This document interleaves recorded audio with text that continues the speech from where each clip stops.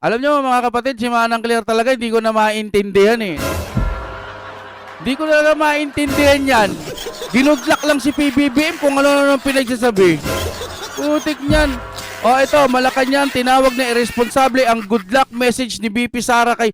Masama ba pag ginudlak mo yung tao kaya nga good luck hindi bad luck? Wow! Heavy ka talaga Manang Claire. Ito kasi mga kaibigan, nabasa ko rito sa Facebook, sabi ng ganon sa GMA News.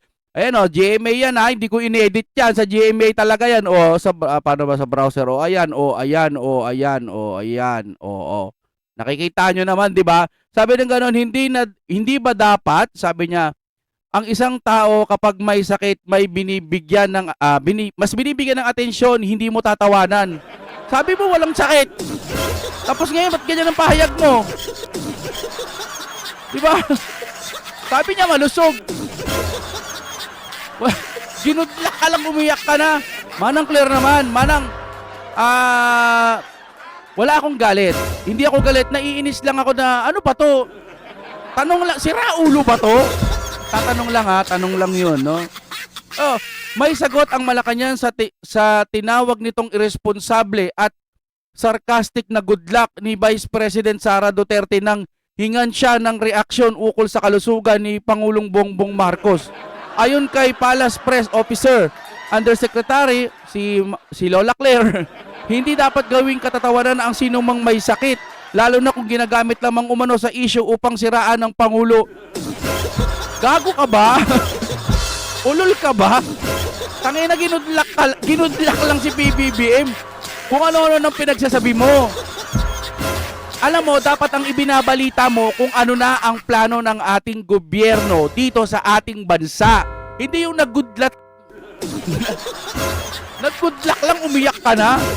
Wow, heavy ka talaga Manang Claire. Tangin ang mga paniniwala nitong mga to. Ito, galing ito sa sa GMA News. Isang sagot, pero makikita nyo sa body language kung ano ang ibig sabihin. Puta, pati body language pinakialaman. Pinahaba. Manang Claire, nang content ka ba? Gagi ang puta.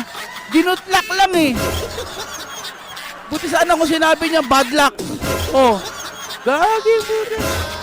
Kung ano man ang nasa isip niya, huwag mo nang husgahan. Ang ibalita ng Malacanang ngayon kung ano na ang nangyayari sa presyo ng langis. Baba. Totoo ba talaga? O kung ano ang dapat na pwede nating gawin. Kasi yung mga magsasaka natin, mga mangingisda natin, kawawa na. Dapat ginagawa nyo ng paraan, yung mga sobra-sobra.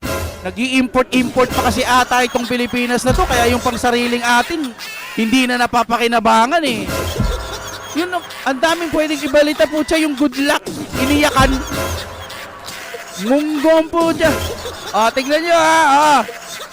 Nung tinanong ito, na masasabi nating irresponsible, isang irresponsableng tanong dahil walang pinanghuhugutan, walang batayan.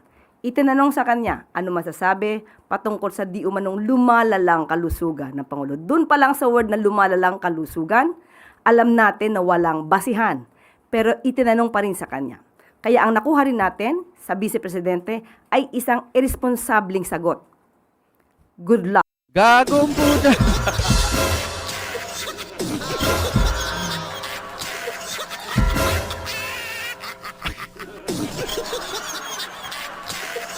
Tuloy pa natin. Ano pa yan, Manang Claire? Ano pa nilalaman ng puso mo, ha? With a smile. At lahat ng sa paligid niya ay nagtatawanan. Anong gusto mo umiyak? Kanya sabihin, ano masabi mo sa kalusugan? Good luck. Okay, ganito. Good luck? Walang reaksyon? Lagot pala. Kung ano-ano na lang kasi mga pinagkakakain ata nito eh. Tuloy tayo ha. Bilang isang Pilipino, hindi natin gawi ang mangutya, pagtawanan. Tangina! Heavy ka talaga, Manang Claire. Ikaw ang pinaka the best na spokesperson sa buong daigdig. Lahat pinakialaman mo na. Ha? Tuloy. Natutuwa talaga ako sa taong to eh. Kasi nga, alam mo, kahit marami kang problema sa buhay, isipin mo lang si Manang Claire. Sasabihin mo sa buhay mo, swerte ko pala. Bakit? Hindi ako katulad ni Manang Claire. Oh. Di ba, no? Napakaswerte mo kasi ito attorney. Pero ang galing-galing niya magtanggol. Heavy. Tuloy tayo ha. Ang sino mang may sakit, Oh. lalong-lalo na kung ito'y ginagawa lamang. Oh. Ginagawang sakit, Eh, ba't parang tinamaan kayo? May sakit ba talaga? Eh, kung wala, eh di wala. Ginuntlak, eh ano ngayon? Wala naman sakit. Eh, dapat hindi ko naman. Tuloy mo natin mga kaibigan, ha? para masira ang Pangulo. Ang Oh. sabi nga nila, Oh. an idle mind is the playground. Wow, English yun. Or rather, an idle mind is devil's playground. Ang talino! English yun. Palakpakan natin, English yun. Yun ang pinakamatalinong kasabihan sa buong daigdig ngayong araw na ito. Okay, tuloy tayo. Ano pa? So makikita natin, tumawa, is Oo. that a last laugh mentality? Mentality! Ang galing talaga po. Ang galing! Ito talaga. Alam nyo, pag nalulungkot kayo sa buhay, iniisip nyo, wala nang buhay ang buhay ninyo. Parang dami nyo ng mga problema, pasakit, mga ganun-ganun. Isipin nyo lang si Manang Claire. Sasabihin mong napakaswerte mo pa ring tao. Diba? Magaling si Manang Claire eh. Or mockery of misery? Oh, makli. Hindi ba dapat ang isang tao kapag may sakit, mas binibigyan natin ng atensyon? Oh. At binibigyan Dapat. natin ng dasal para Oo. mas maging maigi ang kalusugan? Mm-mm. Hindi mo tatawanan Mm-mm. at parang ikaw pa ay sarcastic sa iyo. Sarcastic Pinakamatalino to sa buong daigdig eh. Alam nyo ba, halimbawa lang naman kung totoong may sakit si PBBM, kaya ganyan si BP Sara at sa mga iba pang parang nagdidiwang sila kapag may nangyayaring hindi maganda sa Pangulo. Kasi nga, hindi na maganda yung nangyayari sa Pilipinas. Marami na pong galit sa Pangulo. Marami na pong may ayaw, marami nang parang nadidismaya na. Kaya ngayon, pag nagkakasakit ang Pangulo, parang ang dating, ay, salamat, mga ganon, no? Ang style. Huwag tayong, huwag tayong angaan, no? Kala ko, brand. Okay. Okay, tuloy muna tayo, mga kapatid. Ay, wala na pala tayo ito. Ayan. Na-post ko po kasi, mga kapatid. Ayun, kaya tuloy siguro yung mga tao kapag nagkakasakit si BBBM, parang nagsasaya, no? Kasi ayaw pa bumaba yung mga Marcos resign, pero hindi pa rin nagre-resign. Ang daming mga plano, ang daming mga kung ano-ano, pero wala namang nangyayari. Kamusta yung mga mangingisda natin na sa gasolina, halos ilang kilometro na lang, maliliit na kilometro na lang, wala na silang nahuhuling isda. Lalo naman po yung mga tsuper natin, mga driver ho natin, ano na po ang nangyayari sa kanila? Halos maiyak-iyak na po sila. Pero ngayon, nasa ng Pangulo? Si BP Sara, kinamusta la?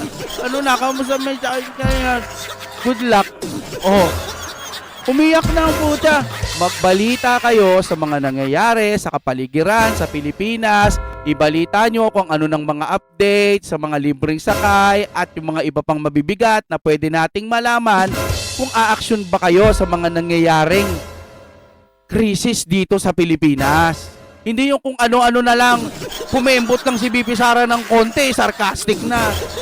Binati lang parang sabagay, yung sinabi ng magpinsan, pinatulan pa nito eh. Pero love na love ko si Manang Claire. Walang halong biro. Love na love ko yan. Siya ang basihan ko kung bakit maswerte akong tao. Okay, maraming salamat po sa inyong panonood. Kung gusto nyo pa ng mga katulad ni Manang Claire, mag-like po kayo sa kanya. Pag nagbablog po, i-like nyo. Panoorin natin araw-araw. Magpasa po kayo. Payamanin nyo ninyo si Manang Claire dahil siya ang pinakamatalinong tao sa buong Pilipinas, sa buong spokesperson. Siya lang at wala nang iba. Manang Claire, we love you forever. Salamat, Manang Claire. You're the best.